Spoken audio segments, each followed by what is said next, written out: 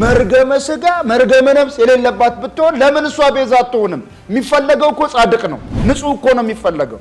ከአባትና ከእናቷ ንጹህ ሆና ብትወለድ ኖሮ ለምን እሷ አትሞትም ነበር? ለሰው ቤዛነት እኮ አንዱ የሚጠይቀው መስፈርት ሰው መሆንና ንጹህ መሆን ነው። ሰው ናት። አዎ ንጹህ ብትሆን ለምን አልሞተችም? ለምን የእግዚአብሔር ልጅ ከሰማይ መጣ እሷ እያለች?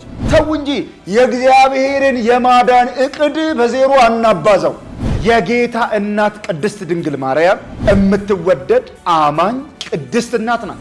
ነገር ግን በዚህ የእግዚአብሔር ቃል ውስጥ አንድም ቦታ ቤዛ ተብላ አልተጠራች። አንድም ቦታ መጽሐፍ ቅዱስ ተሳስቷል፣ የእግዚአብሔር መንፈስ ተሳስቷል፣ እኛ ምን ጨምረው።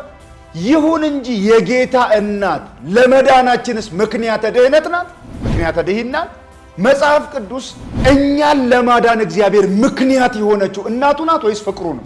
ወገኖቼ ሆይ በተረት ተረት መመላለስ ዘመንና ጊዜ እድል የሰጣቸውን ሰዎች ጆሮ በማድመጥ ወደ ጨለማው መነዳት ይቅርብን።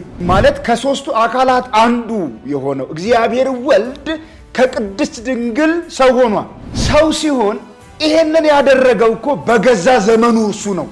እሷን የመረጣት እሱ ነው እንጂ እሷ አይደለችም የመረጠችው። እምቢ ብትል ኖሮ እኛ እንድንነበር የሚል ኢፍ አይሰራም እዚህ ውስጥ። ቢሆንስ እምቢ ብትል ኖሮስ ለምን እምቢ ትላለች? የእግዚአብሔር ቃል ከሰጣት ክብር በላይ ብንንፏቀቅ ለምን በጭንቅላታችን አንቆምም? ምንም ተጨማሪ ነገር ልንሰጣት አንችልም። አንድ ጊዜ እግዚአብሔር አክብሯታል፣ ልናዋርዳት አንችልም።